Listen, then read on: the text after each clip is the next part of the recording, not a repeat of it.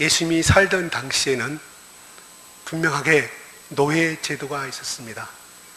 그리고 그 주인이 소유하고 있는 짐승이나 또한 노예들에게는 낙인을 찍었습니다. 그 주인만이 알 수 있는 낙인을 찍었고요. 또 구약시대 출애굽기에 21장에 보게 되면 하나님 모세에게 말씀하실 때 주인과 종에 대해서 분명히 말씀을 합니다. 6년 동안에 노예 생활을 한 다음에 7년째가 되면 노예에게 자유를 줄 수 있는 법을 하나님이 만들었습니다. 반드시 그들이 원하는 대로 풀어달라고 그랬습니다. 아무 돈도 받지도 말고, 그러나 그가 그 주인의 집을 떠나지 아니하고 계속하여 나 영원토록 주인과 같이 살기겠습니다, 주인을 섬기겠습니다 하면은 제사장 앞에 데리고 와서 귀에 구멍을 뚫으라고 그랬습니다.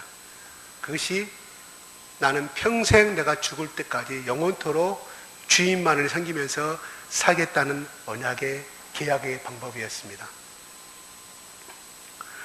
또 로마 시대나 이때 당시에 그 주위에 근동국가 많은 민족들이 이런 방법으로, 비슷한 방법으로 많은 표시를 했다고 그래요. 또 로마의 병사들도 그 장군의 휘하에 들어가면 그 장군의 부하인 것을 자랑스럽게 생각해서 몸에 흔적을 남겼다고 그럽니다. 요즘에도 우리 양이나 소, 말의 엉덩이에 이런 걸 새기는 것도 가끔 보기도 하죠. 이것은 모두 주인이나 지배자의 소유임을 증거하는 표시입니다. 근데 바울은 오늘 말씀에 6장 17절에 같이 한번 읽어볼까요? 시작. 이후로는 누구든지 나를 괴롭게 하지 말라. 내가 내 몸에 예수의 흔적을 지니고 있느라고 단언합니다. 이 흔적이라는 이 단어는 신약 성경에 딱 이곳 하나에만 나타난다고 합니다. 이 낱말은 예수님의 낙인이 자신에게 있다는 고백입니다. 또 어떤 주석에 보게 되면 특별하게 그 사도 바울이 3층천까지 보고 왔기 때문에 그 몸에 어떤 특정한 부위에 어떤 상처가 있었지, 하나님만이 줄 수 있는 어떤 상처가 있었지 않느냐고 또 말하기도 하지만, 그러나 앞뒤 문맥을 봤을 때 육체를 자랑하지 말라고 분명히 이야기를 하고 있거든요. 그거는 좀, 그 주석은 조금 약간은 틀린 말 같아요. 영적인 할례가 중요하지 육체적인 할례가 중요하지 않는다 하면서 이후로 나를 괴롭게 하지 말라고 말씀하거든요. 이 뜻은 지금 갈라디아 교인들한테 이 편지를 쓴 이유가 이단이 들어와서 자꾸 육체적인 할례를 받아야만이 구원을 받을 수가 있다는, 그 유대인 중에 크리스찬들 중에 그렇게 사도 바울이 그렇게 눈물로 개척했고 양을 먹였던 그 양들이 그 이론에 많이 휩쓸려 가서 교회 안에서, 갈라디아 교회 안에가 분열이 생겼어요. 그걸 알고 쓴 이 내용이 이 갈라디아서 말씀이거든요. 난 너희를 정말로 눈물로 예수 그리스도의 심장으로 삼았는데 이제 와서 내가 뿌린 그 예수 그리스도의 복음을 잊어버리고 예수 때의 그 구원의 그 흔적을 무시해버리고 이제는 할례를 받아야만이 구원을 받을 수 있는 쪽으로 흘러가 버리니 얼마나 안타까운 말씀이겠어요. 그래서 나를 더 이상 이제 괴롭게 하지 말라고 이야기를 하고 있어요. 자, 우리는 이 17절 말씀을 근거로 해서 한번 말씀을 음미해 보고자 합니다. 누구에게든 다 상처가 있습니다. 또 나름대로 어떤 조직에 속하게 되면 그 조직에서 주는 특정한 모자라든가 특정한 어떤 마크를 달고 다니면서 그 단체가 아주 유명하면은 어깨를 힘을 주고 다니는 경우도 볼 수 있고요. 요즘에 조폭들이 흔히들 하는 문신도 이렇게 하면서 자랑스럽게 하는 것을 볼 수가 있습니다. 자, 우리는 그러면 예수를 믿는 사람으로서는 우리가 예수님의 어떤 흔적을 가져야 되는가에 대해서 한번 살펴볼까요? 첫 번째로 우리는 얼굴에 예수님의 흔적을 가져야 한다고 이렇게 생각을 해볼 수 있습니다. 예수님은 감난산에서 해결치 않는 예루살렘 백성들을 쳐다보면서 심히도 통곡하며 우셨습니다. 복음을 전하시기 위해 다니실 때도 먹지 않는 양과 같이 방황하고 일하는 백성을 우셨다고 복음서에는 여러 군데에 기록해 놓고 있습니다. 나사로가 죽어서 오라버니 잃고 애통하는 마르다와 마리아 자매를 향해서도 보시고 우셨다고 말씀하고 있고요. 이 예수님의 눈물은 국률과 사랑과 또한 동정의 눈물이었을 것입니다.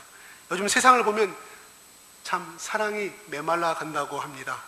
그러면서 세상은 말세다고 많은 어른들이 혀를 차면서 이야기를 많이 하죠. 매일매일 매스컴을 통해서 좋지 않은 사건들은 많이 일어나고 있는 것을 볼 수가 있습니다. 로마서 12장 15절에 보게 되면은 즐거워하는 자들로 함께 즐거워하고 우는 자들로 함께 울라는 말씀이 있습니다. 이 말은 바로 우리 성도들도 고난당하는 이웃을 위해서, 또한 구원받지 못한 이웃과 내 가족과 친족과 민족을 위해서 눈물의 흔적을 가져야 한다는 의미를 가지고 있습니다. 진정한 그리스도의 사랑을 간 자만이 가질 수 있는 저는 흔적이라고 생각합니다. 두 번째로 우리는 손에 예수님의 흔적을 가져야 한다고 생각합니다. 예수님은 참으로 공생애 동안 많은 수고를 하였습니다. 눈먼 자의 눈을 고쳐주시고 안진병을 일으키셨고 각성 모든 병자들을 고치신 것을 우리는 복음서를 통해서 알 수 있습니다. 그래서 마지막에는 선택받은 우리를 위하여서 십자가상에서 그 손에, 양손에 못을 박으셨습니다. 두 가지 학설이 있어요.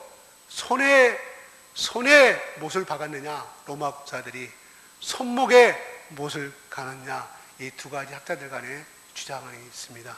저는 이건 모르겠습니다. 다 학자들만의 주장이 다르니까. 아무튼 손에 이게 못을 박고 죽었습니다.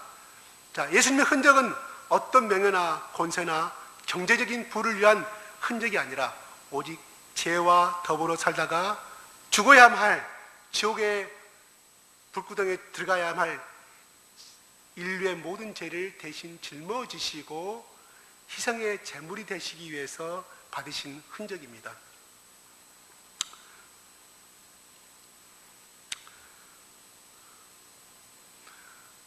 우리는 밥을 먹든 어떤 빨래를 빨든 다 이 손의 동작이 필요합니다. 우리의 도움이 필요로 하고 나의 손길을 요구하는 모든 사람을 위해서 자기를 희생하며 봉사하는 손을 가진 그런 흔적을 가지는 우리 성도가 됐으면 좋겠습니다.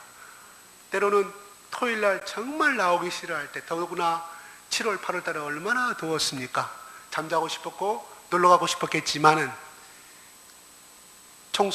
교회 청소 당번이었기 때문에 물론 어쩔 수 없이 나온 사람도 있었겠지만, 그러나 나의 제약의 두 손으로 청소를 하고 그걸 생겼을 때 그 오는 기쁨은 아마 해보신 분만이 내가 오기를 참 잘했다는 그러한 즐거움과 보람을 가지고 발길을 돌렸을 것입니다. 최후 만차석상에서도 예수님은 제자들의 발을 두 손으로 씻기는 것을 마다하지 않고 수고를 감당했습니다.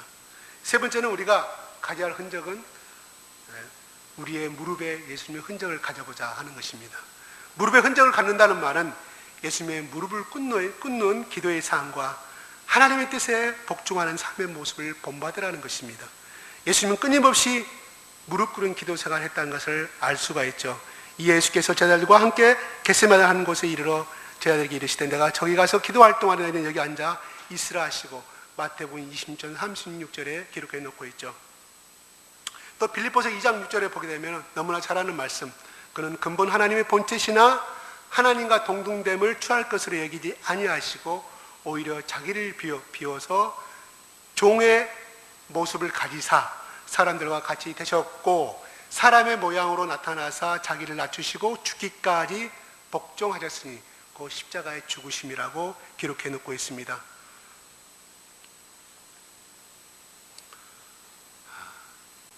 무릎을 꿇는다는 것은 무엇을 의미할까요? 곧 항복을 의미하죠. 당신이 나를 죽여도 좋고 나는 아무 내 생명에 대한 고난이 없다는 것을, 적군에 항복했을 때 나타나는 현상이죠. 그죠? 우리가 예수님 앞에 무릎을 꿇는다는 것은 뭐예요? 내 의지를 버리겠다는 겁니다. 내 생각을 버리겠다는 것이죠. 그죠? 근데 우리는 무릎을 언제 많이 꿇어요? 나에게 문제가 발생했을 때, 그쵸? 그죠? 예. 네, 예수님이 원하시는 것은, 물론 그 기도도 반드시 필요합니다. 해야 되죠. 그죠? 급하게 비상기도 해야 되고, 하지만 예수님은 평시에도 우리에게 요구하는 것은 순간순간 무릎을 꿇기를 원하십니다. 왜? 예수님이 그 무릎 꿇는 모습이 좋아서 그럴까요? 너무 도와주고 싶으니까, 도와주고 싶어서 그렇습니다. 제가 주님하고 약속한 것을 하나 까먹어버렸어요. 제가 이래요. 일단 안 쓰면 잊어버려요. 제가 이 말씀하고 연관이 된지 안 된지는 몰라요. 그냥 내가 그 화면을 보니까 너무 좋아서 이거는 했으면 좋겠다 생각하고 소두에 이렇게 하자고 하고 약속이 됐는데, 잠깐 말씀 도중에 이거 잠깐 4분이면 되거든요. 잠깐 올릴 수 있어요? 예, 잠깐 올리고 들어가겠습니다.